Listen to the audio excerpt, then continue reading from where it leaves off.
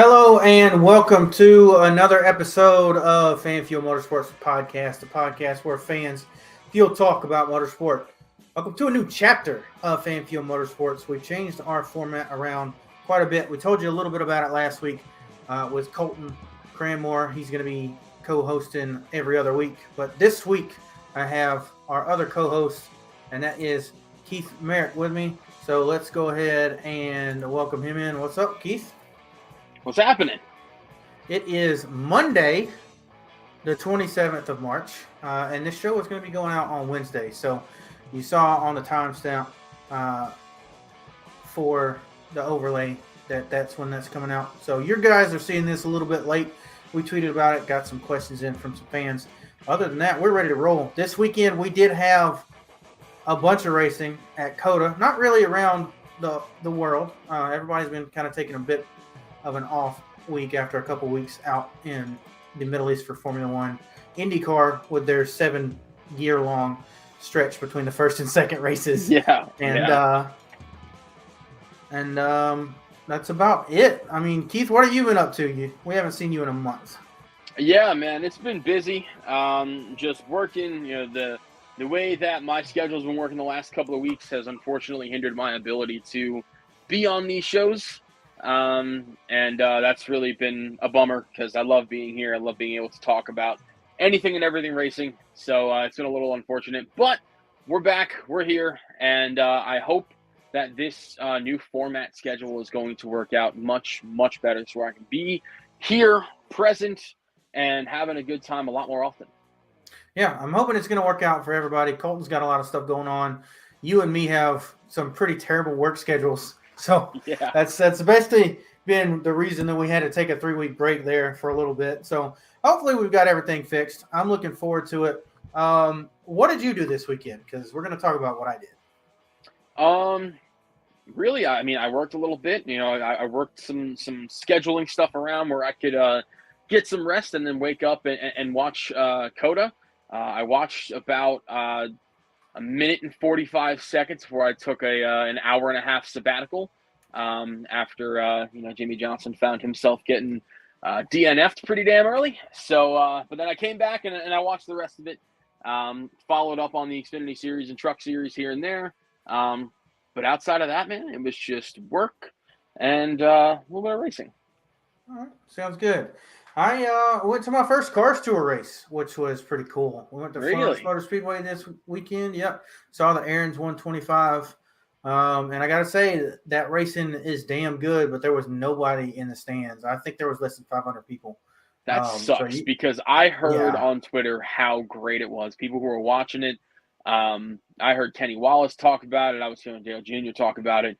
So that must have been a damn good race to see in person. Yeah, it was a really good race to see in person. I mean, I'd never been to the track. It was a little bit hard to find. The GPS, Google Maps has you going to some dude's house because I guess the racetrack is behind that guy's land, and it's a little nook of trees, and there's a billboard, but you can only see it if you're coming from one side of the road. So just for future reference, if you ever go there, you're going to miss it, but don't get too frustrated. I will say I did a track review when we went to SRX at Five Flags, and you guys remember the rant about how terrible that track was as far as seating. I do want to do the same sort of thing here. I want whoever created that racetrack, which I should have done some background on it prior, but they made the racetrack pointing towards the east, I guess. The sun rises in the east and sets in the west. The sun was behind us the whole time. I might have gotten a little bit of a scalp burn because I forgot my Dale Jr. sun drop hat home, but sun was a non-issue the whole night. That was amazing. By far the greatest track placement I've ever seen. The stands, though, they're a little bit sketchy because they're small and they're kind of they've been there for a while, so they're kind of bouncy. They're not concrete or anything. They're steel, but they've got new seats on top of really old infrastructure. And they're really small, but, I mean, other than if it was a sold-out show, I think it was fine for what we had. And the pitch of it is way too shallow, so I would love to see them if they do start putting more money into these tracks that they go to, they being Dale Jr., Jeff Burton, and Kevin Harvick, who bought the Cars Tour, if they could start putting a little bit more infrastructure in these places, because the racetrack itself was phenomenal, but they need more. They need more infrastructure there. And I don't know if you guys saw the tweet that we put out, but they had 32 cars start the race, and 32 spotters on the spotter stand would not fit. We had guys hanging their legs across the top of the concession stand, sitting on the roof, which I thought was funny because their little legs were just dangling like this the whole night during the race, and they were bunched up like sardines up there. So that was crazy. But go support your local short tracks. We got to get more money in this stuff. Absolutely. And speaking about more money, I mean, they had some support divisions, and it was honestly sad because I'm used to going to racetracks and on the dirt side where you've got 90 to 100 plus cars every week of different support series. And they had, I think, 6 in one class and 4 in another, and it was pitiful. So, I mean, we got to – and it was a $7,000 to win a 125-lap show. Coming from the dirt side, that's not good. I mean, you're talking about 35-lap races on the dirt side paying $10,000 to win sometimes. Like, I feel like asphalt racing on short tracks has a bright future, but I can understand why no one does it after going to this track and seeing what they paid everybody and stuff. But the race itself was phenomenal. Like you said, there was a bunch of hoopla around it on Twitter. Those cars are fast as hell. I did not expect that from them. I think they have 425 to 450 horsepower and they're 3,200 pounds. So that doesn't sound fast when you think about it. But they're running 17-second laps on a very flat 4/10 mile oval, and it was insane. They did some pack racing at the front end of the race, which was interesting because I didn't expect that either. But once it spread out a little bit, I mean, you could tell who was saving tires and who wasn't. And the last 30 laps of that race, I mean, you had guys coming from, 8th, 9th on back to finish 2nd and 3rd. Ronnie Bassett was a local guy, and he was coming real hard at the end of that race, and we all thought he was gonna win it. And then Carson Quaffle, Dale Jr.'s driver, wound up winning. All in all, it was a damn good show. And I do want to shout out Matt Weaver, because during the show I was tweeting because I didn't understand what was going on. The guy Butterbean Queen that Dale Jr.'s talked about on his Dale Jr. download about how he likes that little kid. He did some pretty shitty stuff on a restart and was doing about 40 mile an hour before he launched. And so I had some questions. I was pretty mad about it. Matt Weaver tweeted me right back as soon as I said something about it on Twitter and stated that the race director, or the series director, not the race director, was in turn 4, got on the radio immediately and disciplined him, as well as Carson Quaffle, who beat him to the line, and said, next time, if that happens again, if Butterbean does the same thing and he, does that on a restart, he was going to send him to the rear because he caused a restart crash by going so slow. So they were a lot more transparent than you would see in NASCAR because as soon as it happened, it was explained on Twitter. So I like that. I mean, from what I can tell, the Cars Tour very much cares about their drivers, their fans, their image. And there's got to be a reason that Dale Jr., Jeff Burton, Kevin Harvick all bought into this vision. And so to have a series director come over the radio and say, hey, listen, you do that again, this is what's going to happen to you. You're going to listen right quick. You can have all the people in NASCAR. I know we've had some conversations about the people who are up in the tower. I know Jesse Little's been up in the tower the last couple of weeks. There's just too many Chiefs, not enough Indians. But when you have that one head honcho that says, hey, this is what you're going to be doing if you keep doing this, that definitely sets a tone, sets a precedent, and really keeps everything level. So that's awesome that was given down. And Matt Weaver is one of the best of the best when it comes to keeping up on the short track stuff. So pretty cool that he gave you a reply pretty quick. Yeah, and what's cool about it to me too is they got one shot. You're like, okay, you did this was wrong.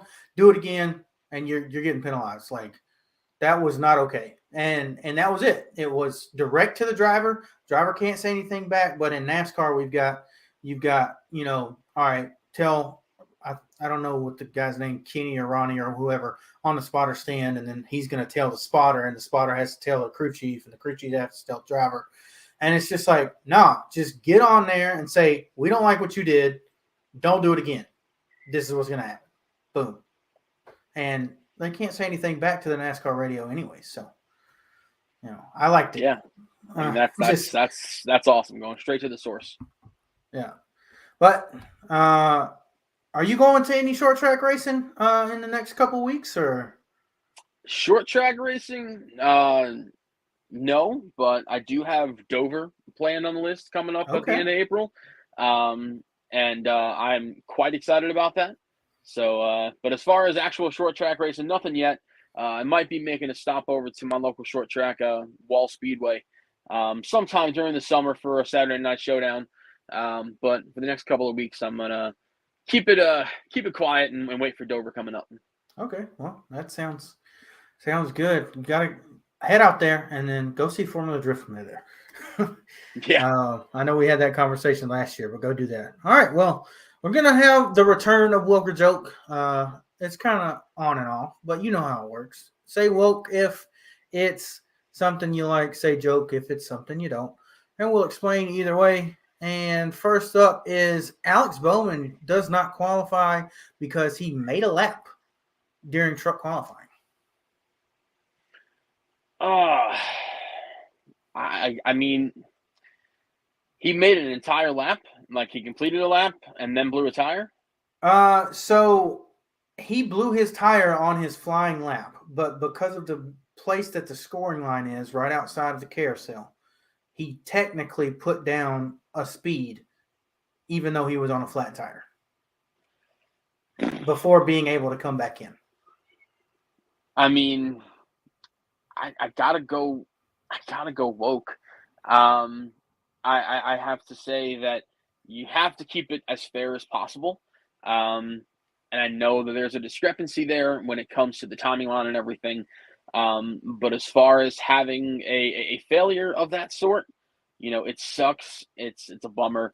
But if they keep that same energy for every driver that has that situation come across, then I'm going to say woke every time. But if they start to deviate and have, a little bit of, mixed feelings about it, then I'm going to have mixed feelings about it. But, for right now, I'm going to go woke and say that it was the right call. I'm going to say joke for two reasons. First and foremost, the timing and scoring line is behind pit road. So on a normal circuit of a track, you would have had time to come in prior to setting a time had this happened on your first flying lap. So that rule should have been modified for a road course should something like this happen.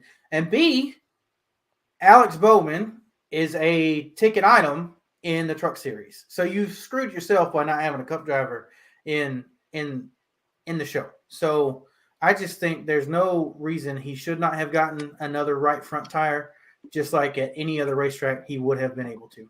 I think the rule was an oversight, and they should have realized that then and there. And if we get some changes for the next time we go to the road course, that is what it is. But I still don't like an oversight ruining someone's weekend. Fair enough. So that's my opinion on it. And we'll go to Zane Smith. At the end of the race, he goes and he burns it down, quite literally, because there's some rubber buildup on the rain flaps for the truck. I gotta go joke. That sucks. You win the race, you celebrate and ruin the truck that you've now won with the last 2 seasons at that track. I don't really know why the rain flaps weren't taken off. I mean, I understand there's certain protocols that are set in place, and like same thing in the windshield wiper. They keep that on for the entire weekend. But I don't know. I think if the forecast comes up and says, "Hey, there's sun the entire time," you really don't need to have the rain flap there. And so to have a situation like that is a hell of a bummer. And I don't know how the team goes about fixing that when it gets back to the shop and how they repair it and make it a usable truck again. I'm sure there's a way to do it. But regardless, I mean, that's a bummer. So I got to go Joe. Yeah, I'll go joke as well. This could be make or break for a lower series team, even if they just won a big race like this, and they're having a happy ending, and then their car burns down because of rubber buildup. It's not something that you would look for. Obviously, he didn't know that was going to happen because that's never happened to him or anybody else before. So like you said, and interestingly enough, you brought up the point that they're going to usually keep these on the entire weekend. However, at Phoenix, the Cup drivers were told to take off the windshield wiper because there was not going to be rain on Sunday after they complained that it messed with their aero on Friday practice. So I will say there should be something where if there's less than this % chance of rain on race day, the rain flaps and windshield wipers should be taking a yes or no come race day. Like if they're going to do it for the Cup guys at Phoenix, they can do it here. Because like you said, there was zero rain on the radar. Yeah. And that's just one more thing that could somewhat disrupt the balance of a car to make it a little bit more sketchy on race day too. So that gives NASCAR some more stuff to talk about. So absolutely, it'd be a win-win for everybody. All right, next up, guys on Twitter, or I should say guys and gals on Twitter, saying NASCAR wasn't made for COTA after the Cup race this weekend. Basically alluding to it becoming a demolition derby, and prior to the demolition derby, road course racing being terrible because we've got stage winners that are 6 seconds ahead of second place and yada yada yada. How do you spell joke? Is it Joke? Because that's a fucking joke. I'm sorry, y'all wouldn't have lasted 20 years ago when you guys had to get your ass whooped by Robbie Gordon. It sucks. That's what racing is. A race is the first person to the finish line. So is stage racing good in some aspects? Absolutely. I think that it's reshuffled the fields. It's brought things back together. But at the same time, it's also ruined a lot of strategies. It's ruined the ability for certain drivers to get an advantage. And it's really put everybody into a box. And to have no stage breaks was a really nice change of pace. And it's something that you and I both know and love from way back when. And really, it wasn't that far. 2016 was the last season that was stage break free.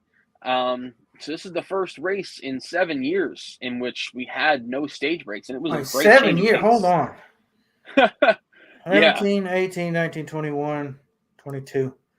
That's 5 years and some change. Don't be saying 7. No. 2016 was the last season. 2017, 18, 19, 20, 21, 22. Oh, and this shit. is the 7th year. It's been a minute, so you're making me feel old. It sucks. That was when the Sprint Cup Series was still around. So yeah, it's been a while. It was a really nice change of pace. And really all I got to say is if you really don't like how it operates, watch any other week of the season because there's still stage breaks on ovals. And right now this is just a preliminary test. Of course, they're doing it in all the road courses this season, which I like, and there was an idea tossed around of possibly going to maybe an oval. And that wasn't really like an actual NASCAR concept, but I saw somebody on Twitter said, if somebody wanted to, have a race play out stage break free on an oval, where would you want to have it? So, and there were some cool options tossed around. No. Coke 600. No, I was going to say Pocono, but I heard Coke 600. I heard North Wilkesboro. So there's a lot of options. But as far as stock cars not being suited for COTA, what race did you watch? I mean, I'm sorry, but the thing is, when you have a caution, a natural caution, by the way, none of the cautions that came out over the course of this weekend at COTA None of them were like, that's a bullshit caution. And even the one with the dirt, they had dirt up on the corner. That is a hazard for a lot of drivers. You get in that dirt, you're going to cause a bigger incident later on. Might as well get it swept up, out of the way, get it fixed. So a lot of these cautions that you saw, unfortunately, that was supposed to be a caution, whether it be debris, whether it be an incapacitated car, whether it be fluid, whatever it is. All I know is that you re-rack them and you put them up into turn one, everybody's going to go for the same spot. And if you're going to be the nice guy that sticks behind somebody because you don't want to wreck them, there's going to be somebody behind you that shuts themselves out to try to get their advantage over you. So it is every man for themselves. You're going for a race win. You're going for stage points. You're going for finish points, and there is money involved. You get into the top 20, you start getting to a different bracket of how much winnings you get. And for a race team like Todd Gillen in the 38, he went and he finished 10th place. And for a team like Front Row Motorsports, sure, they have a Daytona 500 win, but that doesn't mean anything. Just because you have one race win in the last 10 years does not mean, well, two, but still, it's those kinds of opportunities that present themselves. You need to take advantage of it. These are the rules that everybody has to function under. So if NASCAR says, yeah, you go for it, and we're not going to penalize you for doing it, at no point do they say, hey, you stop doing that. You stop the car store that you've been talking about. Somebody comes over the radio and says, yo, y'all got to stop doing that shit. If NASCAR doesn't come over the radio and say, nope, we are denouncing that, don't do that, who's to say that you're not supposed to do it? If you have a moral code, whatever, but a moral code is not going to pay your bills. So you need to be able to do whatever it is you got to do. Do I like it? Not always. But at the end of the day, if it's not being denounced, it's not being, taken advantage of, you really need to understand that that's the kind of racing you're going to be in. And outside of the restarts, the racing was fantastic. I mean, the cars operated so well on the racetrack, great passing zones. I mean, we watched battle for the lead between Byron and Reddick for laps, and it was hard braking zones. It was great corner exiting. It was a fantastic race. And if you sit here and say that stock cars are not made for COTA, I think you're just mad that you watched an actual race. You watched somebody beat the shit out of the rest of the field. And I'm sorry, but these fans wouldn't have lasted 10 years ago. Where these drivers, I mean, you would not have lasted the Jimmy Johnson era. It sucks to say, but this is what it used to be like. And us racing purists like yourself and I, this is something we really, really enjoyed. And so I got to go joke. Yeah, well, I'm not sure. I'm not sure. I'm kind of on the fence about where exactly to go. So when people say NASCAR wasn't made for COTA, I mean, these are the same people I feel like that wanted road course racing to be a thing. And we do it a lot on shorter racetracks, 2.5 miles at Watkins Glen, a little over 2 miles at the Roval, and then 2 miles, almost 2 miles, I should say, at Sonoma. That was basically our norm for the most part. Obviously, the Roval, the newest of those three, and then we go to Road America and here that are 4 miles long, and then whatever that abomination of Indy is, and then we're going to a street course as well. And it's like they're right. I mean, NASCAR wasn't made for road course racing, but then the next gen car kind of was. But either way, NASCAR has also always produced great road racing, despite what car was under the drivers. I mean, other than what the last year at the Roval, road course racing has been phenomenal. As far as this racetrack, FIA Grade 1, it's a Tilkedrome. It's not that great of a racetrack, and yet we put on a better show than F1's put on there since 2012. So they've had 10 GPs there, 11 maybe. No, 10, yeah, because of COVID. What are you talking about? What are you talking about? I guess I got to go joke. Because I mean, I was fully entertained most of the race. and even with the shit show it turned into. But we'll get a little bit more into that later. Next up on the docket, Xfinity Series has the tamest championship so far. Woke or joke? I'm gonna go woke. I mean, it's pretty straightforward. Austin Hill is just doing a phenomenal job right now, keeping everybody at bay. I think the wackiest race so far this season had to have been COTA, and it really wasn't even that wacky. So it's been a pretty tame run at it. You got to remember, there's no Allmendinger, there's no Ty Gibbs, there's no Noah Gragson. You don't have the drivers that you had last season that made it so interesting. Is that a bad thing? No. I mean, is there a new crop of drivers that we're starting to finally see get their shot at the top? Sheldon Creed, time and time again, has proved he is a driver that can absolutely be a race winner. You got Brandon Jones and some good equipment. Riley Herbst quietly finding himself running really, really well this season, running in second in points. He's finally had the opportunity to really show what he's got. And I know that this experiment has been a few years in the making, but here we are. I think the only big wow factor name in there right now is Cole Custer, and that's just the fact that he's been a Cup driver for the last few years. So overall, yeah, it's a pretty tame championship. And is that a bad thing? Absolutely not, because guess what? There's still a playoff that has to come at the end of the season.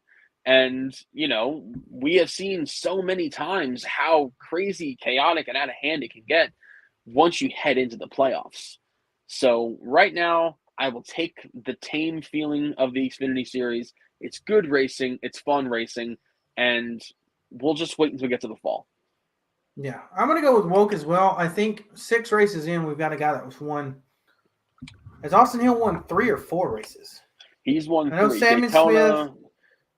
Yeah, it was Daytona, Atlanta, and Las Vegas. And the only other winners was Sammy Smith, John Hunter Nemechek, and Allmendinger. Okay, yeah, that was this weekend. I'm a dumbass. But yeah, so I mean, tame is okay. You've got the guy that has separated himself from the rest of the guys in that series. So I think what is going to be cool is to see, as we're just now in the spring, once these summer months rack up, once the heat starts coming, are these guys going to step up to the plate of Austin Hill, or are they going to fall by the wayside? Is Austin Hill going to be that dominant guy like a Truex in 2017, or are we actually going to have a big 3 come up the pipeline? And if we don't, it's okay. So I'm cool with it. The Xfinity Series has been the action-packed series for the last couple of years. So it's okay if we migrate that to one of the other series, which, I mean, Cup is shaping out to be that guy this year. So we'll see about that. All right, so we saw a lot of turn 1 incidents on restarts, but turn 1 restarts came to play in the middle of the race in Xfinity, and I'm specifically talking about the restart that took out Brandon Jones with damage, and I believe that was also the restart where AJ got sent to the rear as well. We're going woke or jug on this? Yeah. I mean, I think it's woke. I mean, you're going to have this kind of situation. It's a really wide front stretch that narrows into a really tight hairpin. And if you give all these drivers this much room, they're going to take that much room. And it's the nature of a race car driver. It's not always going to work, but there's been several situations in which it has. The opening lap of the Xfinity Series race, sure, there's a big checkup, but nobody spun. Some drivers got damaged, some had some bent up hoods, but nobody had any spin or accident. Same thing with the Cup Series.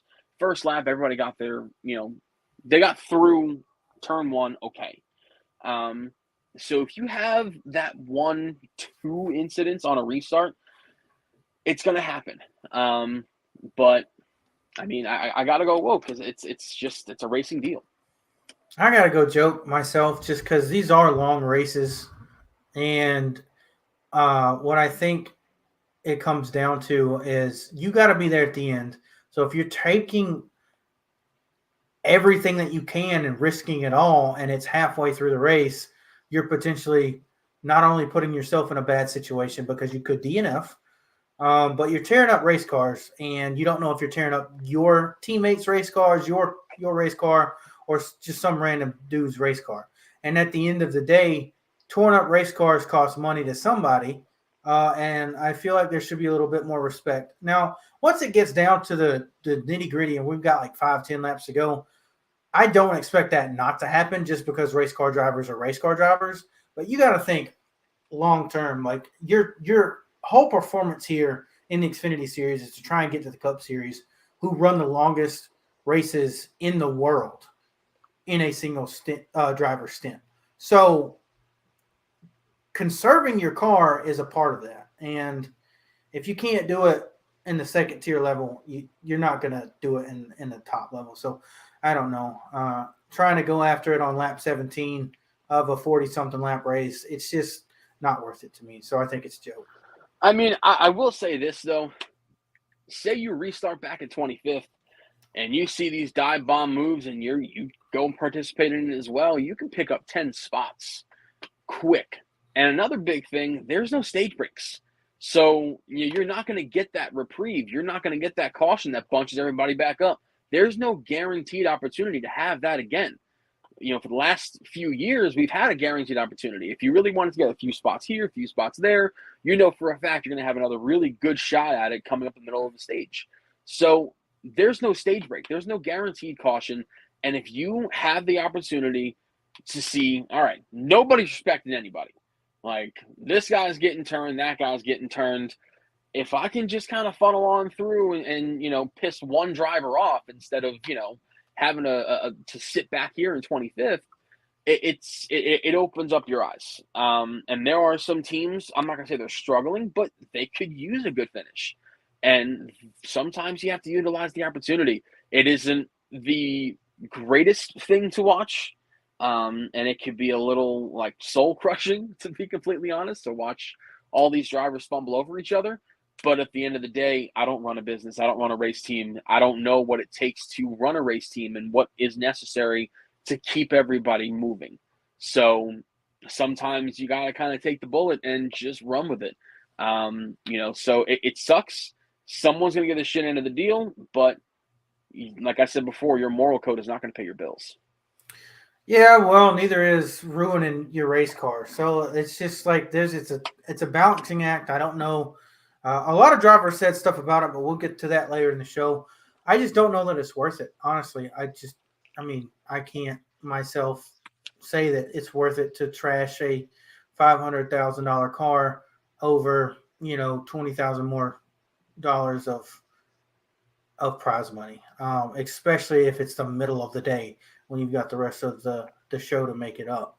But hey, that's what happens when the track is 4 miles long and not a little mile and a half or half mile oval. So, that's just something we probably will never not see, especially with the egregious expanse of asphalt that is turn 1 at COTA.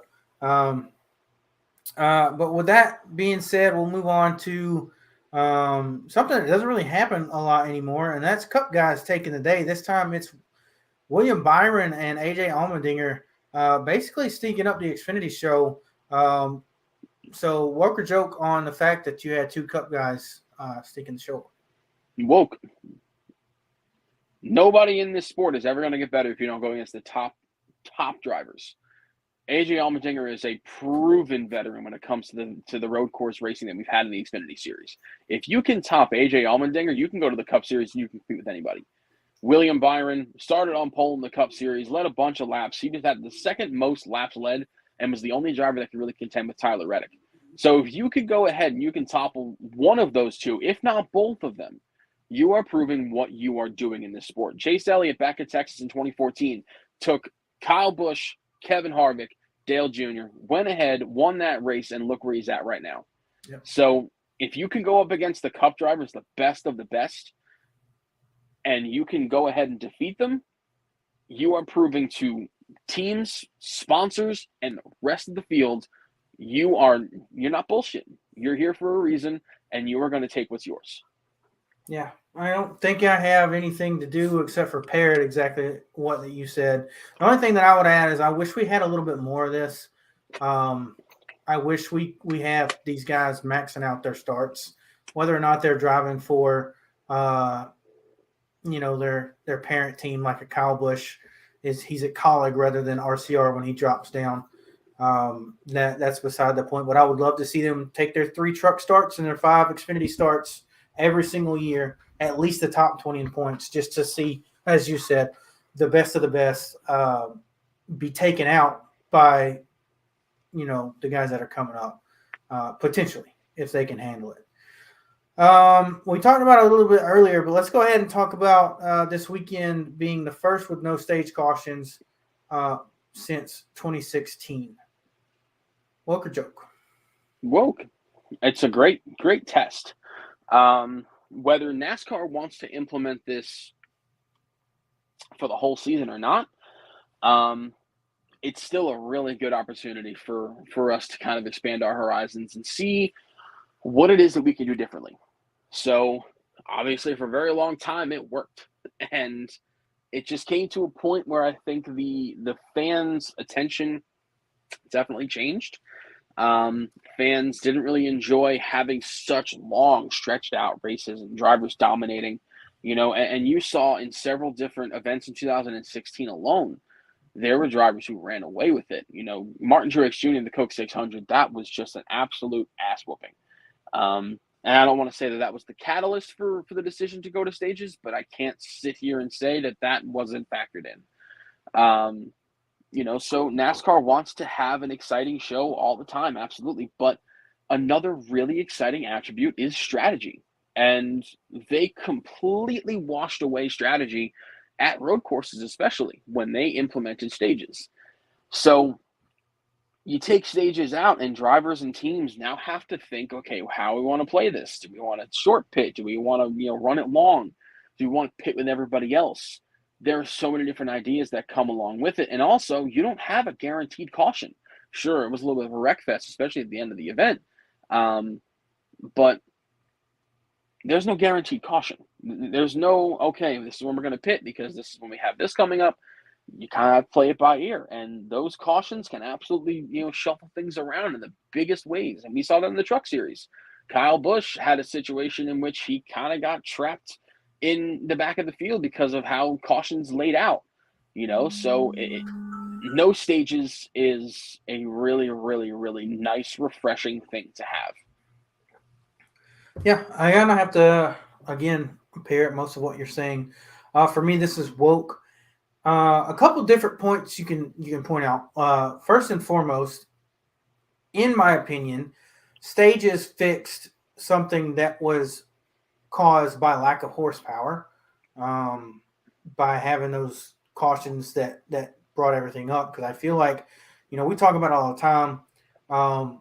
Tapered spacers sped up corner speeds, which made tires harder, which made wear less of a thing. And with less tire wear, there's less comers and goers, there's less natural cautions. So they fixed that with, instead of fixing the cars, just putting a Band-Aid on it. And they've ripped this Band-Aid off this weekend, and to very good results, in my opinion. I mean, it was kind of wonky the way that they handled stage caution or stage ending when there was a caution close to that, and I think we can fix that in the coming months. But I think it showed you just how interesting a strategy around stage points can be without the cautions attached to them. Because we saw in all 3 series different strategies on whether or not am I going to go for the win, am I going to go for stage points, or can I try and get all 3? And then, have some people wind up with mediocre finishes or, besting everybody. So I think it's the best of everything, the modernist era with the stages and everything.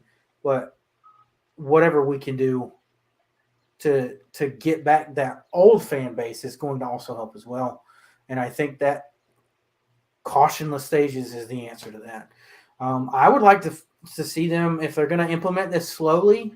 Let's do super speedways next. I think that's a seeing a cautionless super speedway race would be much more kind to my heart than watching one of these go cautionless, because obviously they're not going to be spaced out time wise like we feared going into this race. Because if this race went caution free, let's say Tyler Reddick or William Byron has a 15-second lead over the other at the end of the race. But like I said, with these cars, we don't need that. So, yeah, I think all around, well, green, white checkers are ruining these races. Woke or joke? I'm gonna err on the side of woke. Do I think that green, white checkers are ruining it? No.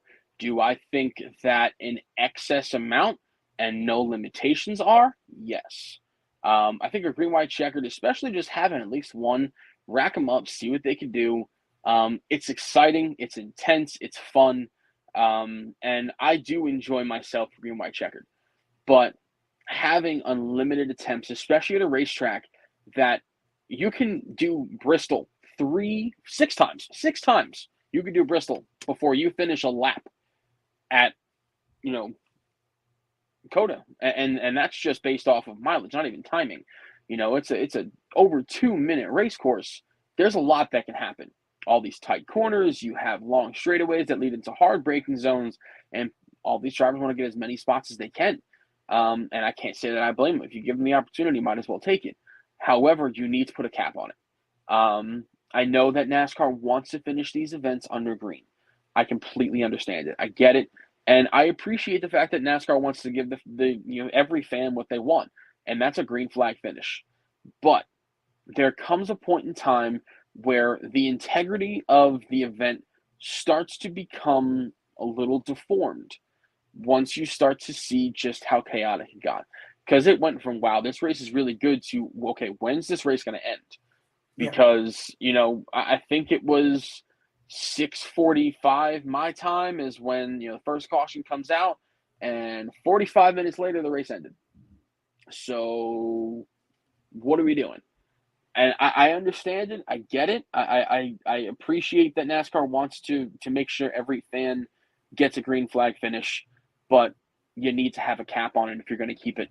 Whether it be an overtime line like we had in 2016, or whether it be just say, green flag, next caution ends it. You need to have a cap, or the easiest way to really kind of culminate it all is do what IndyCar always does, is you finish the race at the scheduled distance. And if that means that, the driver that's out in front, just barely got ahead and didn't really give an opportunity for the next driver to have a shot at it, whatever. It sucks. But if you want to uphold the integrity of the sport, of the events that you're holding, you have to have something that's a lot better than this. Yeah. For me, it's woke. 3 of the 6 races this year to me have been phenomenal. Well, I should say 4 of the 6 races should be phenomenal, but 3 of them were ruined by cautions. That being the Daytona 500, the Las Vegas race, and then this race. Of course, Auto Club being the one that wasn't ruined by a green, white checkered. I don't know what the exact fix is, because a bunch of the new era fans that came around post 2008 or whenever we started doing this, 2004, they're going to be mad if you take it away. The entire garage will be ecstatic, because they're not just ruining race cars, ruining people's races. Because, you have 68 laps in this race. You get to lap 68, and you've culminated yourself into a top 5 finish, and then all of a sudden you finish 33rd because we're on lap 72 when we finish, not 68. And I don't think that's fair as a motorsports fan, and I'm sure the entire industry outside of American fans of stock car racing would agree with that. So maybe instead of extending the race per se through green, white checkers, we put a cap. Let's say in the last 10% of a race, caution laps aren't counted. And if it ends under caution, it ends under caution. something like that, because that would have been 7 laps to go. They would have not counted caution laps, but they'd still have those 7 green flag laps to finish the race. I'm not sure if maybe that would help, because then you would have a last lap situation where you take the green and white, but I don't know. Same thing at Vegas, same thing for the Daytona 500, same thing at Phoenix. The green white checker does not add anything of substance to a race to me, and it pretty much hasn't since the beginning of the green white checkered era, other than a green flag finish sometimes, because we still get yellow flags on the last lap anyways. So yeah. I mean, green white checkers are enjoyable to a degree. I think if it's like, what the fuck was that, or what we saw at COTA, just nothing but calamity, it becomes a little more convoluted. But I have seen plenty of green white checkers, and I'm like, damn, we had a finish that was going to be bleh, and we had a finish that was insane. And green white checkers are there in for that position, is you give them one more opportunity to go after it. And I do enjoy the idea of it. I just don't always like the execution of it. And so I'm sure that there are people who are in the higher ups of NASCAR that are already having these conversations with people that they're with in terms of how to make this better. Broadcast partners, everything. I'm sure that they are already having conversations as how to fix this, but alas, the race is over, and we're on to the next one. Yeah, and about broadcast partners and stuff. So I know they do a lot of this stuff for TV, but we talked about stages and stuff earlier. They also keep taking mileage and laps away from races because the race windows are too long. But green, white checkers and stage cautions are the things that extend them, in my opinion, with no merit. Because if we had one green, white checkered, I think we wound up having what, 3, or do we have 4? You had 4. 4. So we would have had what seemed like 20 minutes that we just wasted under caution gone away, just like we did with the 20 minutes wasted under caution by not having the stage cautions. We would have finished, like you said, around 6:45, not an hour, close to an hour later. So I don't know. Being a fan of this sport since Winston left, honestly, has just been an up and down roller coaster of let's just fling some shit at the wall and see what sticks. But it seems like that roller coaster is finally leveling out. So we'll have to see what the future has for us. Final part of Walker Joke, that is, we might be having a teammate rivalry between Ross Chastain and Daniel Suarez brewing. So if that is true, that we do have a teammate rivalry, is a teammate rival, I can't say that, rival, whatever. Is that a woke or a joke? It's woke. I mean, Ross Chastain has pissed everybody the fuck off in this garage area except the one guy that is literally on his team, and he's only there because he's contractually obligated to. But to piss off the one ally that you have left, I mean, damn, dude, what are you doing? Like, and I watched the replay, and it looked like Chase Briscoe got into Chastain, and then Chastain got into Bowman, and then Bowman got into Suarez. There was that whole, pit road incident where Suarez, he comes onto pit road, he nudges Chastain out of the way and starts beating the back bumper off of Bowman, and Bowman gets out of the car, and he's like, dude, it wasn't me, it was your dude. It was your guy. And at that point, Suarez goes up and gets into Chastain's face, and they're having a chat at each other, and it's a bad look. It's a bad look for Ross Chastain, And then I saw an interview with Kyle Busch, and it was just one of those social media interviews where they come up with their phones, their tape recorders, and all that shit, and they ask him some questions, and at the very end, Kyle Busch is talking about respect and etiquette and being clean. And Ross Chastain's over next to him, and he's like, unlike this guy over here, So, like, you have this reputation in the garage from everyone, that it's just not a good one. And listen, I'm all for it. I'm for the chaos. I'm for the calamity, because if you don't have somebody who's at least a little bit out of whack when it comes to the racetrack, it's all very bland, and listen, I love a good respectful battle, but I also love that wild card. So on one hand, I can't stand the fact that Chastain is burning all these bridges. On the other hand, I really don't care, because it really makes some great entertaining racing when it comes down to it. But to piss off your teammate, that's a rough deal. Yeah, I think it's woke for the sport, obviously. Natural drama is always going to surpass forced drama anytime. And it feels like we built the sport on the backs of Jeff Bodine versus Dale Jr. or Dale Sr., Dale Jr. versus Kyle Busch, Tony Stewart versus the world. I mean, Ross is who we need right now as we need him. However, if I'm Justin Marks, I'm a little pissed going into Monday. Apparently my dog is pissed too. I don't know if you heard that or not. Doesn't like the name Ross. Yeah,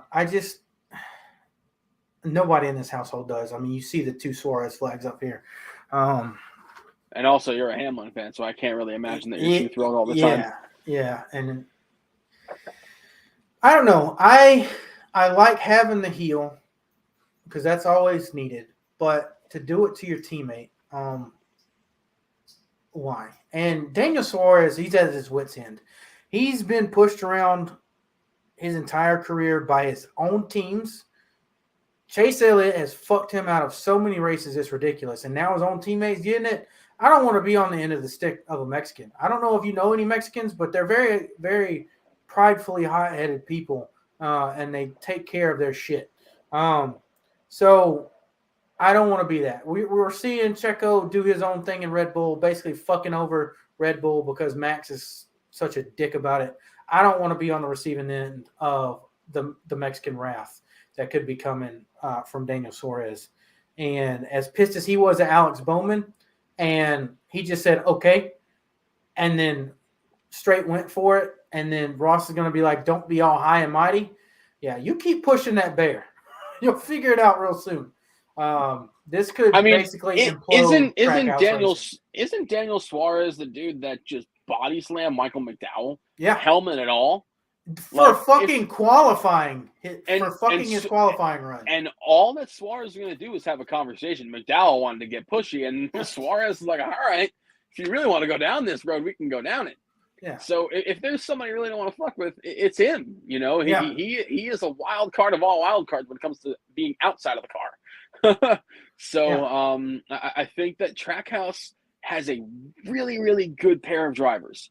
You have somebody in Daniel Suarez who's so passionate about racing on and off the racetrack, and you have somebody that is making waves in every way possible.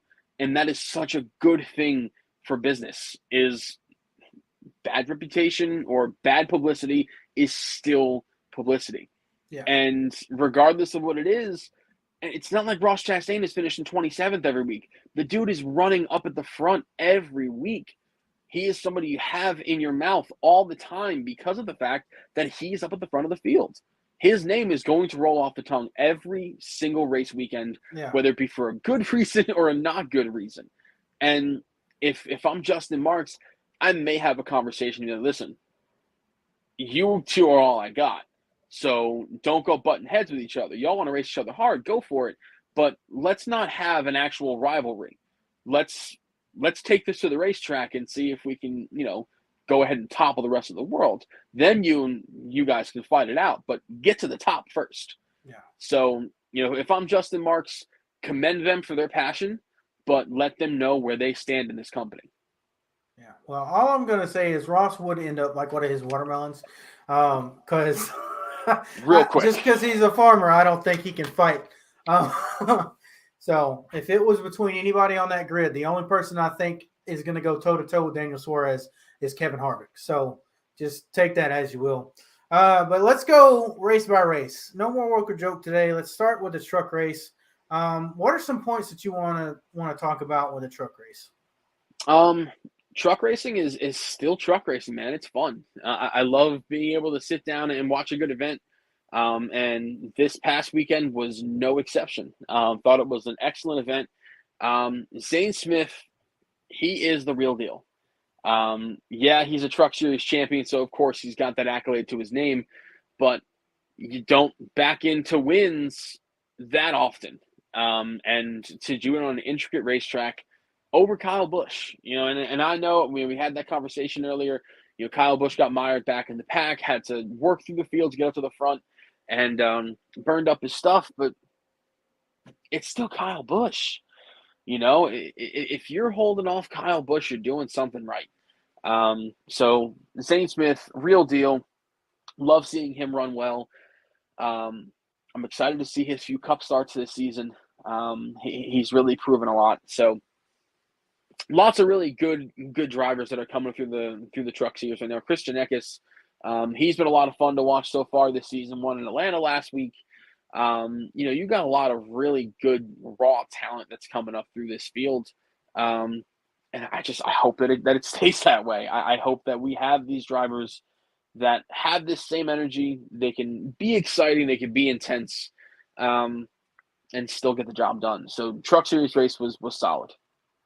Yeah, I think it was probably out of the three the worst race, and it was still pretty damn good. So I think that means that just overall the weekend in COTA was a success. And I'm one of the guys that's kind of like, I don't really want to see the trucks on the road courses. I want to see them on more short tracks and whatnot. But, they put on a good show when they went to Mosport, and they're continuing that here in Austin. So, I mean, just another good race for a support series. So, nothing really stood out to me. It was just a standard truck race. It wasn't stupid. So that's always a success when it comes to the Craftsman Truck Series of late. What about the Xfinity race? For me, I did want to say that AJ has now won 16 times, so that kind of solidifies him as not being a road course ringer, even though most of those have come from road courses, that he is actually just a stock car driver at this point. I mean, the dude knows what he's doing. He hops into these race cars, and he's been a threat at a lot of different events. It's not like he's won all 16 races on road courses. He's won at Las Vegas. He's won at Old Atlanta, wheeling the shit out of it. He, won at Daytona, Talladega. He is a proven winner on different disciplines. Bristol, he fucking won Bristol too. I forgot about that one. Yeah. So he's a proven winner when it comes to being a stock car driver. Thought he did a great job. He went all the way to the back of the field, came all the way back up through the front. And, you sit here and you understand he is no slouch, and he knows how to get the job done. So good for Allmendinger, but I can't help but just feel gutted for Sheldon Creed. The last couple of seasons has proven to be heartbreak after heartbreak after heartbreak for Sheldon Creed. Damn near won the Fall Darlington race last season if it weren't for Kyle Larson and him getting together. And one thing that surprises me about Sheldon Creed, he doesn't get out of the car and he's not angry. He shows a little bit of displeasure, but he's not angry. He's not mad. He just got ran over for a race win, but it's kind of just, like a whatever kind of thing. So I feel bad, and, I can't wait to see him finally pull a win out, because Richard Childress Racing can get the job done. Clearly, they have Austin Hill, who's just been running amok the last few weeks, at the top of the point standings, doing a great job. But Xfinity Series show was a solid show. A lot of, beating and banging, crazy restarts. And of course the two Cup drivers that were in on this series, they went and they took them to school, both of them, being Allmendinger and Byron. Top-notch race cars putting on a top-notch show. So definitely enjoyed the Xfinity Series, and it's proving why it is one of the best, if not the best, stock car racing series we have out there right now. Yeah. So back to your point about Sheldon Creed. Colton says something a lot, and he says there's some people. I don't know if I'm going to get this quote right. It's like some people are in a lot of shit, and some shit happens to a lot of people a lot of the time, but there are some people who are in a lot of shit all the time or something like that. So do you feel like, obviously Sheldon Creed was great in the Truck Series. Do you feel like 2 years on in Xfinity that it's a him problem, or do you feel like it's just bad luck? I feel like this is the Haley Deegan problem as far as the Truck Series goes. I mean, I can't say that he's not talented. He was running up at the front of the field, at Darlington, got ran over. Running up at the front of the field at Bristol, got ran over. Running up at the front of the field yesterday or Saturday, got run over. And it's not like he's mired back in 15th place getting beat up. He's running for wins. And the dude just can't catch a damn break. It's drivers that just have no damn respect for him. And it comes down to people understand they can take advantage of him. He is not using the front bumper. He's not pushing people out of the way. He is not making his presence known. And if he's going to sit here, get out of the car, and kind of just brush it off and be a little upset, if you're not going to get out of the car and go confront somebody, be like, what the fuck are you doing? Like, I'm in the way, dude. You got to get through me, but it doesn't mean you have to bully me out of the way. And you got to make these promises, people. Be like, next time I see you on the racetrack, this is what's going to happen. So he's not setting that precedent. He's not setting that tone. He just gets out of the car. He's a little upset. And, Darlington last season, Kyle Larson runs him over. He gets out of the car. He's got a smile on his face. Like, come on. Like, you need to put your foot down. Take some notes from your teammate. The dude damn near sent fucking Myatt Snyder into the next state. And, just you need to have some balls if you're going to be racing stock car racing. Clearly these cars got fenders, they got bumpers, and they're built for beating each other up for a reason. And if you're going to let yourself get smacked around, you need to be a little more aggressive. And it's not like this is a crappy team. This is Richard Childress Racing. They got a great cup program. They obviously have a fantastic Xfinity Series program. Tyler Reddick won the championship 4 seasons ago, winning 8 races, like in that same car. You got to put your foot down. Sheldon Creed has the talent, and it's why he won a Truck Series championship, but he needs to be more assertive and more aggressive. Yeah. And then honestly, I don't see what the difference is between now and then, because if you look at the Truck Series just as a whole over the last, 6, 8, 10 years, that series, they call them the tough trucks or whatever, has been the most chaotic, the most idiotic racing that we've seen in the 3 national series. And so you would think you would have, gotten some defensive driving skills or something, but he just seems to, like you said, let it happen. And I think the reason that he hasn't done very well in the Xfinity Series is because he just is there week in and week out. He's not there to put his stake in the ground per se. He's just kind of riding around, even though he's battling for wins, because he's letting these people take advantage of him. So going forward, he's going to have to change some things. He's going to have to turn that aggression up. Otherwise, he's going to get swallowed up by some newcomer that's going to go out there and go for broke and push these guys back. And he won't be sitting in that 2 car for very much longer. Talent or not, if you can't handle the fire, then you're not going to stay here for very long. No, and it sucks because, like I said, he is a talented driver. But if he can't be put up to the task, I guarantee Rich Childress can find somebody that can. Yeah, absolutely. Moving on to Sunday's race. Like we said, we went into 4 overtimes, but prior to that, I think it was basically an instant classic. Had everything that you could have wanted.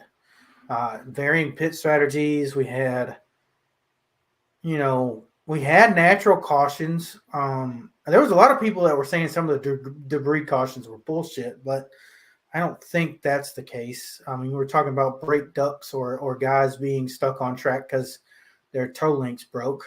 But other than that, I think it was exactly what you could have wanted from a road race in the Cup Series. I mean, overall, I was thoroughly entertained. I know I said, after about a lap, I was already turning the TV off, and I actually did because I was pissed. I was mad as shit. But at the end of the day, I flicked the race back on a little while later and very much enjoyed the event. What I saw was fantastic racing all across the board. Um, Great passing zones. I think this track has so many different opportunities for a driver to make a run at another car. You have that long straightaway between 11 and 12 that leads for some great passing. You have the stadium section that's a lot of fun. You have 19 and 20 that's a lot of fun, and then of course the number one turn is turn number one. I felt it was so entertaining all afternoon long. And these cars, I know that they're modeled a little bit after sports cars, but man, do they race really good on the road courses. And it certainly helps that they altered the package and allowed more passing to be had. I don't want to say instant classic, but it definitely felt like a race that we would have seen years ago. With the no stage racing or the no stage breaks, I should say, and just a natural flow of a road course race. It was nice. And I think that NASCAR nailed it with this one in terms of the racing product. And I really hope that if this is what we saw for race number one of what we have another 5 road courses this season, Yeah. I really, really hope that we have this same kind of flow because I very much enjoyed this. Yeah, I think you're right. For me, this is a good thing, what I'm about to say, but this was like watching an IndyCar road course race. So, I mean, there's nothing to be said other than that. That's a very high pedestal to be put on when it comes to road racing. Very, very complimentary. Yeah, so it had the natural cautions. It had tire strategy a bit, and then the only disappointing things about the race was the number of green white checkers, and then to me, I feel like we all thought going into this weekend that we were going to see a lot more tire fall off. So I'd rather seen 3 to 10 seconds of fall off rather than just 1 second of tire fall off. But other than that, I mean, even with no fall off on the tires, we saw a damn good race. So, I mean, that's nothing much to say to me. However, there's a lot to be said about those last 8 laps of racing. So we had a lot said. The one I caught on TikTok was from Ryan Preece. Basically boils down to money over talent. Ryan Preece is mad because there's a lot of guys coming in here with daddy's money that have no respect for a race car. And he says that that's the reason that all this bullshit happens, and there's some asses that need to be kicked. Ryan Preece is one of the best personalities to have in this sport because he has worked for everything. He has never been handed anything. He took a mortgage out on his house so he can race the Xfinity Series race that he won at Iowa. This man is all about racing, and he is all about doing it the right way. He is not somebody that I would fuck with. I'm sorry. He has made his way to the Cup Series for a reason. And, I know Stewart-Haas Racing does not have the best equipment right now, but he is a hell of a lot better off than some of the race teams that are out there. And he can run in the top 20. He can run in the top 10. And he's shown it time and time again that he is capable of running well and putting everything into a race car. And he's worked for everything that he's got. And I'm glad that Tony Stewart recognized it and gave him this opportunity, way back in 2020 or 2021 when he gave him the opportunity to go race for DGR and did a great job in the 17 truck, kind of kept him, in the wings until there was an opportunity like this that came around. And Ryan Preece is right. I mean, somebody needs to get their ass kicked. I mean, unfortunately, there needs to be a driver that is made an example of. And nobody has been made an example of. Once you had the veterans of the sport kind of wane off, you had, your Rusty Wallaces, your Dale Jarrett's, your Mark Martins, the drivers that they put their foot down. And you respected what they had to say. You respected who they were and what they meant to the sport. I don't think there's any driver that's in this sport right now that has that kind of pull. Maybe Kevin Harvick. Well, see, the problem is there's 3 drivers that continue to talk like this. Denny Hamlin, Kevin Harvick, as you said, and Kyle Busch. That there's nobody. Why aren't y'all being that guy? Yeah. I mean, like, every one of those drivers, I've heard them all talk. Yep. And everybody has. There's sound bites out the ass of them talking, whether it be about the drivers, whether it be about the cars, the way the race is handled. They're very vocal, but none of them have backed it up. And the only one that I can say that has for sure backed it up and made good on the promise is Kevin Harvick. And that's it. And this dude's going to leave in a few months. He's it. Yeah. He's gone. Denny Hamlin has said, I'm going to do this. I'm going to do that. And he goes and puts Ross Chastain on the wall at Phoenix and gets a fine because of it, because he finally said, oh, yeah, I did it. So nobody has shown the balls to do it. And I hope and pray to God there is a driver out here, and I hope it's Ryan Preece, who just puts the boot to the ass, because I can tell you right now that Tony Stewart, Gene Haas, and everybody at Ford is going to appreciate the fact that he backs up what he has to say. And if you're going to mess with the bull, you're going to get the horns. So he's pissed off, rightfully so. There are plenty of drivers that do not have any respect whatsoever. And I think that Ryan Preece most certainly has every reason to be upset and to have a comment like this. Yeah, it's interesting to me, though, because it seems like a solid half of the field is talking like this, but then they go out on Sunday and drive just as bad as the rest of them. So, I know you had mentioned something about Kyle Busch saying what he said about Chastain, or pointing to Chastain after the race. We talked about the Daniel Suarez, Ross Chastain stuff. But you also mentioned before we started recording about Alex Bowman. And I didn't catch this part of his quote after the race because I just caught the Daniel Suarez recap basically of what he said to him. But you had said something about what he said. So what was that? I mean, I'm not going to repeat it verbatim because I don't have, that kind of memory. But he did say something along the lines of these guys are driving all like 12-year-olds. And the thing is that we reprimand 12-year-olds, but we're not going to reprimand these guys because, this is the top echelon of motorsports in North America right now. And it's abysmal. There is no respect. There's no accountability. And there's also nobody saying and denouncing anything from the higher ups. They're letting this happen. And you let it happen, it's going to continue to happen. If there's no policing, what are you going to do? And it feels like when drivers self-police, you have these boys have at it kind of things, they get penalized for it. Yeah. So pick a lane.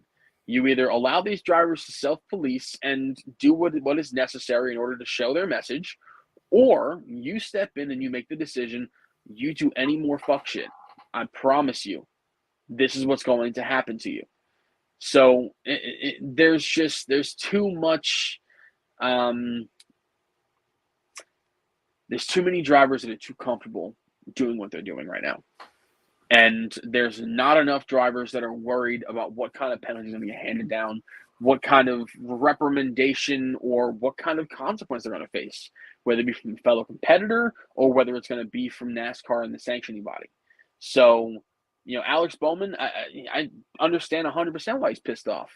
You show up to these races and it's a race. It's not a demo derby. You're trying to get to the finish line first, and you're really not supposed to be climbing over everybody to do it. So I understand it. I get it. And I'm sure he's probably a little pissed off at the fact that Daniel Suarez beating his bumper off for something that he didn't even do. He just kind of got sent in there and, was the guy that was the cue ball, essentially. So it sucks. And, I can absolutely resonate with what Alex Bowman was talking about. Yeah. And speaking of that post-race stuff with Daniel Suarez, do you think that he's going to wind up getting a penalty for bumping into Ross and then the 48 after the flag?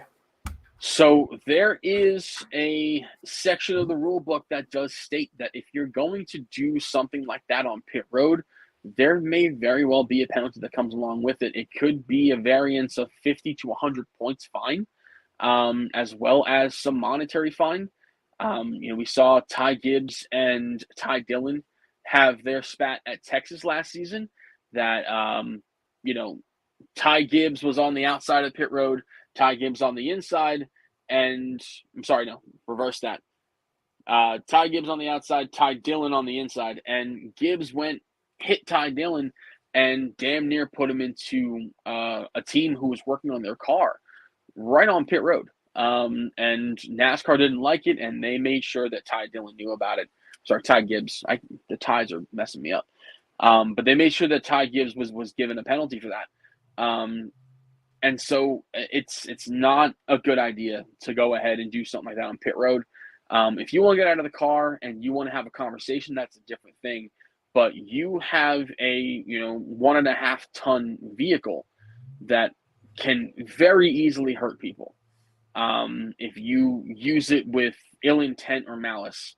You need to have some kind of recommendation and be told you do that again, that's instant fine, or you do it now and set the tone. Yeah, I agree with that. I think it's funny that he moved Ross out of the way to get to Alex Bowman, but had he not dissipated his energy doing that, I would have loved to have seen the aftermath of what had happened if he hadn't have hit both those cars going into pit road. Oh man, we missed out on what could have been a fun fight. But you know what? If he gets penalized, that's on him. We were talking before the recording. You said there was a NASCAR official there at the end of pit road where he started beating on the bumper of Alex Bowman. So that's a no-go, and we'll have to see what happens. I would not be surprised if there's a monetary fine. The thing about Ty Dillon is he was not earning points last year, or Ty Gibbs. You did the same. I did the same thing you did. Ty Gibbs wasn't earning points last year. He's not. Ty Dillon's not earning points this year. It's fucking shitties he's been driving. But anyways, so Gibbs didn't get a point penalty. So we'll have to see if Daniel actually does, if they decide to throw down something. But I think we'll find that out. We won't find that out till Wednesday. Yeah. There was a lot of stuff happening this race, including having a bunch of drivers from different backgrounds get in on the action. Connor Daly, for the first time ever, finally got to qualify for a cup race. Every other race he's been a part of, he hasn't been able to qualify, including the race here at or the Daytona 500 this year. And then we obviously saw Kimi Räikkönen racing his second race for Project 91. And then we have Jenson Button in his first race, and Jordan Taylor filling in for Chase Elliott. So that's 4 drivers basically new to the sport, aside from Connor Daly. How did you feel from this global motorsport representation and how they did at varying stages of the race? Thought it was fantastic. I mean, you got 2 Formula One world champions that were competing in this event. And with how much love Formula One has gotten in the last few years, these are 2 drivers who were integral in making the sport what it is today. So you have 2 drivers that have some very highly touted names hop into a stock car, and they go ahead and they go toe-to-toe with some of the best in our world. But I don't think I can sit here and say for one damn second that Jordan Taylor was impressive as shit. He put his car P number 4 in qualifying. I know he's got the number 9 car. He's racing the Project 56 or the Garage 56. I understand he's had some practice, but you can practice anything in the world and still suck at it. This dude had X amount of laps in the Garage 56 car and had one of the best cars in the garage, but still managed to put himself right up next to Cup Series race winners of this season and Cup Series champions, and was able to put himself up at the front of the grid. I think it was so damn impressive and so cool. I know that Jordan didn't have the best race. I mean, I don't really think that anybody of the road course ringers had a great race. I think a lot of it had to do with how this race operated, from the drivers kind of running over each other, the restarts that were happening, and just trying to figure out the cars. I don't think that everybody had the greatest handle on it. But they definitely left with more experience than they did coming into it. And the comments that we heard, from Jenson Button and from Jordan Taylor were also really insightful. Jenson Button was talking about how, he hopped in this car and it was nonstop. From the moment the green flag dropped, he's on it. Everybody in the whole field is on it. There's not one moment where you're not just putting down every bit of power to try to get an advantage. And Jordan Taylor was also speaking about how it was a very different discipline than what he experienced in the past. He's not used to this because of the IMSA side has a little more etiquette. The cars, I want to say, a little more expensive than Cup cars, but and there's a different kind of vibe. It's a lot of drivers from a lot of different backgrounds, from all different nationalities, that culminate together when it comes to IMSA. But you come over here and, it very much is a shell shock. So to hear the comments from Button and from Taylor was awesome and really insightful. And I hope that resonated with a lot of the world, not just us stock car fans or us American racing fans, but everybody.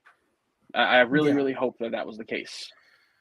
Yeah, it's obviously always awesome to have people come from different disciplines as race and everything. Obviously, Connor Daly is the only guy that's full-time out of the three that came that were basically running, quote-unquote, ship boxes. I mean, the Project 91 car is not that great, but it's not that bad. I mean, it's not that bad. The 15 car is basically the Stuart Haas car, but those guys didn't get the good stuff. Connor Daly got a fucking shit box. The money team, every time he's shown up, every time Kaz is in the car, it's terrible. So obviously they're at a disadvantage. They don't have the amount of laps as these other guys do. So to see Jordan Taylor qualify up front, race pretty damn good, aside from some mishaps that he had on strategy and stuff like that, makes me really want to see him come back.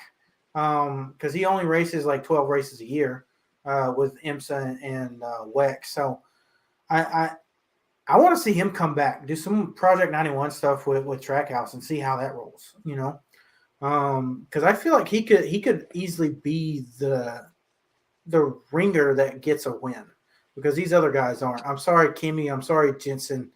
Connor Daly. I don't mean to be rude, but that dude kind of just sucks. And then the other two are retired, so they're not driving every week. So it's really cool to see them there. We've got F1 eyes basically because we're at an F1 track, and we've got 2 world champions. So, I mean, that's good. But I really want to see what Jordan Taylor could do in the long run and if he starts running all of these races on the road courses, if, he's got an off weekend. I mean, I think he might be able to put down a top 20 at an oval too, just based on how good of a race car driver he is. I mean, what would be really cool to see is, Hendrick Motorsports, they have been putting an Xfinity Series car on the road courses the last few seasons now. This is the second year that they've actually had, some rapport.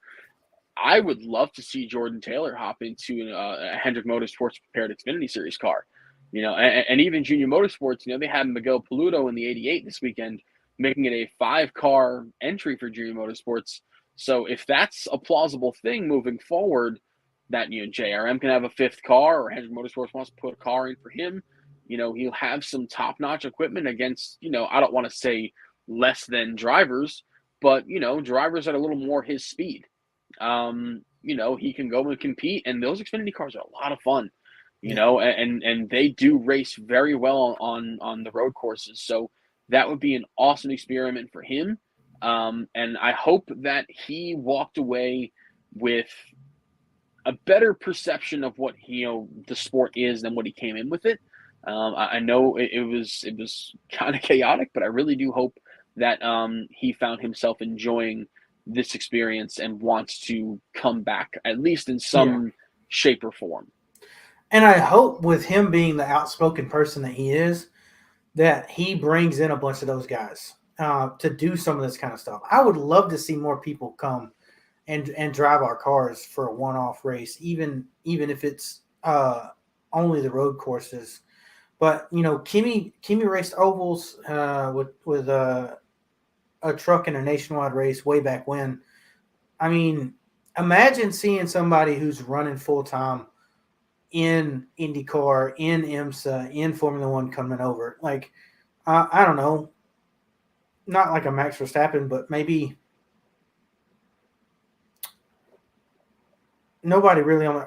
I would say Daniel Ricciardo, but he's not full time anymore. So, but imagine somebody like that, or let's say one of these IndyCar guys, Simon Pagenaud, Romain Grosjean, Scott McLaughlin. Scott McLaughlin. I don't want to see him come over because he'll put everybody to shame.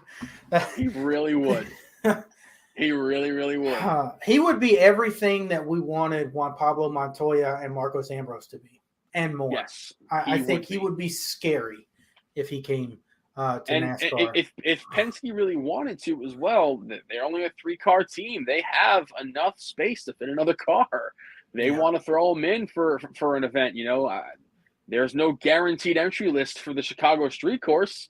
You want to toss somebody in there, I'm sure he'll have some kind of sponsorship. And he's got the most street course experience out of anybody because that's basically all they do over there in VA Supercars. They have 5 permanent tracks and like 8 street courses. So like, come on, put the guy in there. Yeah. I don't know. That would be too much for me though. I don't know. Would the NASCAR pack be able to catch him in a supercars like car on a course that they've never been on? I think he's going to pick it up faster. I think that he would be an absolute badass and he would be perfect for it. Yeah. But I don't know. I want to see more of that come in. I'd also love to see IndyCar and NASCAR take 2 weeks off in the summer so we can send our drivers to Le Mans, because I feel like that would just be beautiful. But yeah, I mean, I just want to see motorsports crossover. I'm too much of a motorsports fanatic to not want that. Anything else about this race you want to talk about before we move to our last point? I mean, nothing that we haven't already touched on. I mean, the chaos was pretty wild, but the racing was fantastic overall. And I'm very much excited for the rest of the season in terms of road course racing. This package seemed to be perfectly suited for the racetrack. So also, I definitely, we haven't even touched it. Tyler Reddick, holy shit. Yeah. I mean, Kyle Busch, he ran second, and he was one of the few drivers that tested. He said that they found some good stuff in the testing, but he also pointed out there was nobody better than Tyler Reddick, and he put an absolute clinic on. He had to win the race 4 times, and he did it every single time. Not only that, but he had to win the race off strategy on the bad strategy as well. So imagine a lights out day where we don't have cautions and he doesn't screw up in the first half on strategy. I mean, That's a 27, 28 second lead at the end of that race. Be glad that you got quote unquote entertained with those 4 green, white checkers. But the fact that he didn't fumble 5 restarts in a row at the end is astonishing to me. Absolutely. Because you can do whatever you can all day and get fucked up and fucked over on those restarts, especially here where we have the most chaotic turn 1 in the sport. And he didn't let it happen. And also, the choose rule was in effect. So that driver... Okay, before you continue on your rant, those motherfuckers snuck that shit in on me. We talked about it at the beginning of the season when they announced all these rule changes. They said they were bringing them to super speedways. They didn't have any mention of road courses. All of a sudden, I'm watching the Cup race. I'm like, holy shit, they're choosing. So good on you, NASCAR. You got me because I didn't know that was coming. Yeah, I mean, I think it was an awesome addition. And Kyle Busch, he even mentioned, he had to pick, behind Reddick the first time, because Byron took the outside, and Byron did it again, and both times Kyle Busch found that it worked, and the third time he finally picked behind Reddick for, like to actually choose there. So I thought the choose rule was awesome. But yeah, Tyler Reddick, dude's a badass. I mean, just such a fantastic drive. To have to win that race over and over and over again and not get fucked out of it was awesome. Also, want to highlight Kurt Busch. It was quite emotional being Yeah. home and hearing his voice break, talking about how much he really wants to be back in that race car. But he's proud of that 45 group. He's proud of everybody on the 2311 team who have come such a long way in such a short amount of time. So Kurt Busch, we love you, dude, and it was really great to have him in the booth. Awesome insight. To have Gunter up in the booth as well was pretty cool. And Chase Elliott also. That was really, really awesome to have one of the best drivers ever statistically be in the booth, so to say, Yeah. back home in Colorado. It was really great to have his insight on some things. Thought it was an awesome broadcast as far as I the feel people. like it was cool to have Chase on there, but he's still just so dry and so bland. Like, oh my god, he is. His dad had more color when he was in interviews during his career, and he talked like a damn barnyard cow. Like, took forever with everything. Like Chase, I don't understand how he's the most popular driver. I really don't, because he to me is about as conversational as Plank from Ed, Ed and Eddie. I mean, I mean, I I loved his insight when he actually started talking, but he just like, there was no chemistry there. I don't know how that man holds a conversation with anyone. That's not like a technical conversation. I think But that I think he's more fun outside of the car. I think he's really been business primed, very Jimmy Johnson-ish. And yeah, I think that comes along with being at Hendrick Motorsports. Hendrick Motorsports to me is like the New York Yankees of NASCAR. That clean cut, clean shaven, act this way, act that way kind of thing. And so it can absolutely come across as he's got no personality. But from what I've seen online, he seems like a pretty cool dude outside of the racetrack. So we'll just take it with a grain of salt. Just glad well, to see him, in the booth at all. Mr. Hendrick, come on, let these guys be human. Because like Chase is like a computer on TV. It is honestly like listening to cats and heat or nails on a chalkboard. Like, let this man be who he is. I want to know who Chase really is. Let him be. Like, it's like Alex Bowman has personality. Kyle Larson has personality, but Willie B even like both him and Willie B, they're just like ugh. And it's just come on. Like, I think they would be more popular with the entire fan base if they were people and not robots. But that's just me. Overall, I think this was the best Fox broadcast of the year. I mean, they needed 5 people to do it, and I'm just glad that, Clint Boyer wasn't the only one in the booth because he probably would just crack jokes the entire fucking time. So, but we'll say that Larry Mack is coming back next week Yeah, I'm looking to forward to be in that. the booth. That's going to be awesome. So stoked for that. Anything to shut Clint up. That's all I care about. And the worst part is like, I mean, outside of like the Danica broadcasts, the ones that Tony's been on, the ones that we've had, last week, yesterday at COTA, it just seems that the other person has a lot more insight and is so much more enjoyable to hear than Clint, which is a massive fucking bummer. And I also must say, the Xfinity Series booth the last few races, having Adam Alexander and a couple of Cup drivers has really been awesome.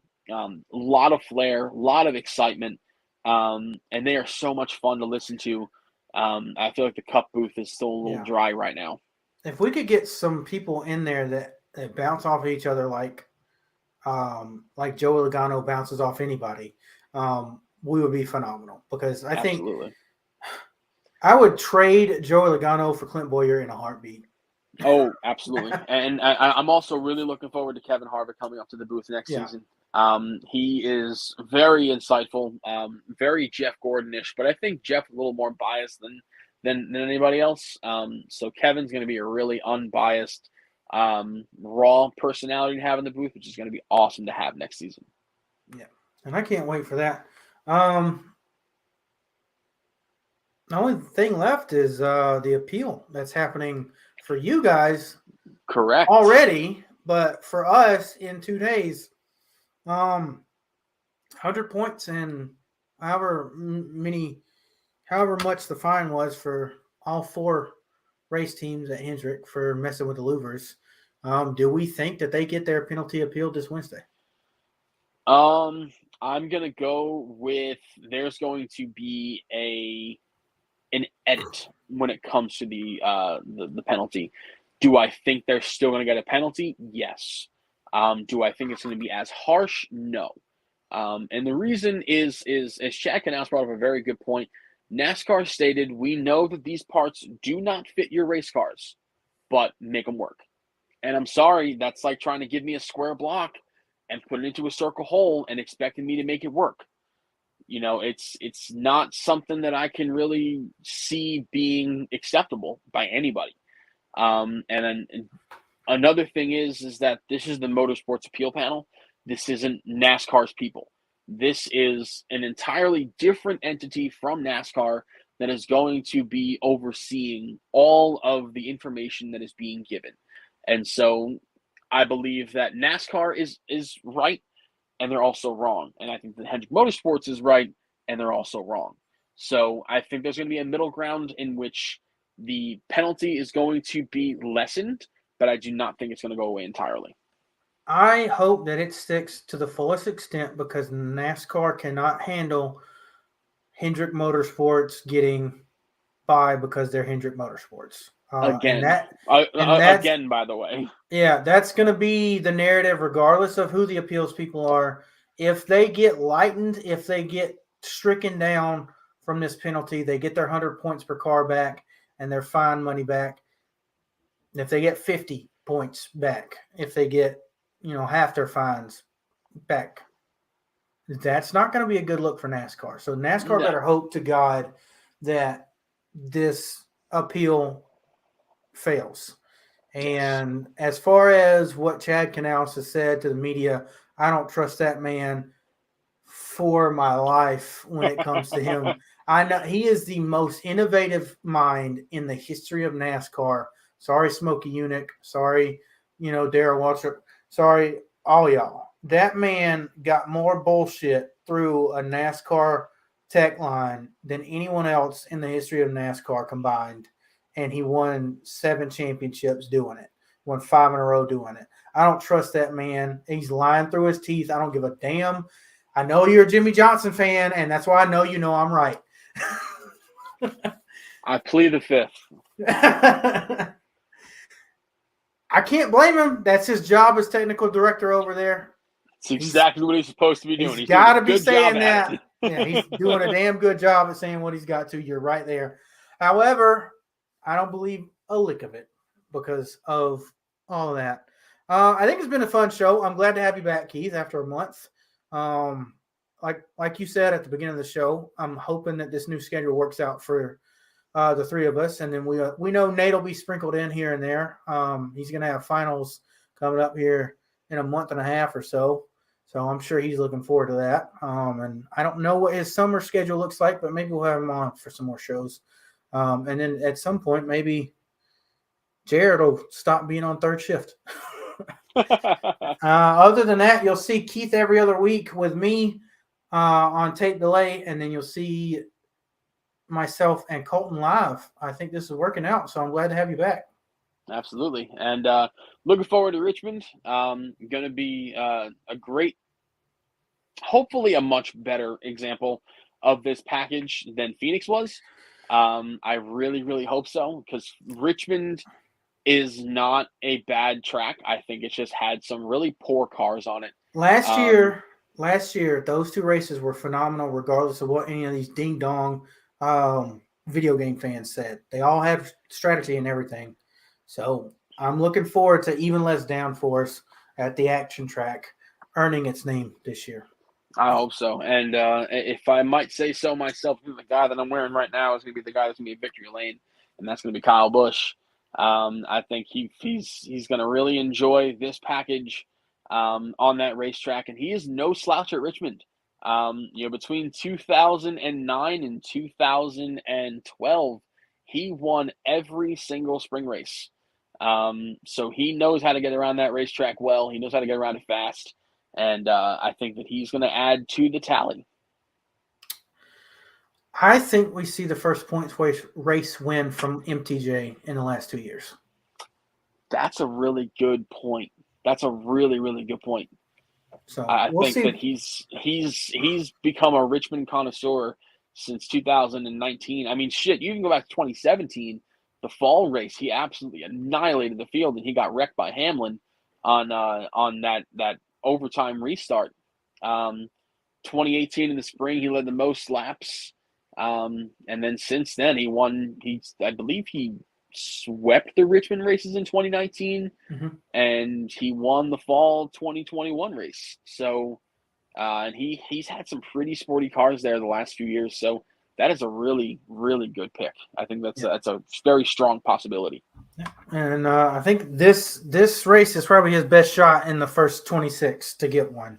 With the way that Gibbs is rolling this year. I think the only other one that I would really write him in for is one of the two. Well, if we're going first 26, would be the Goodyear 400 at Darlington. Yeah, maybe a stretch we could see New Hampshire Gateway, but I don't know. He's not been that good because the Toyotas have not been that good this season. So we'll see what happens going forward. Tyler Reddick may have just broke the seal on the 2023 season for them, but we'll have to see going forward. I look forward to talking with you, Keith, in 2 weeks from this time. I look forward to seeing what everybody's reaction is on Wednesday for this show. And I should have already started the background music ramping up, but I haven't. So have fun listening to the outro music for a little bit, guys. And I guess we'll see you next time.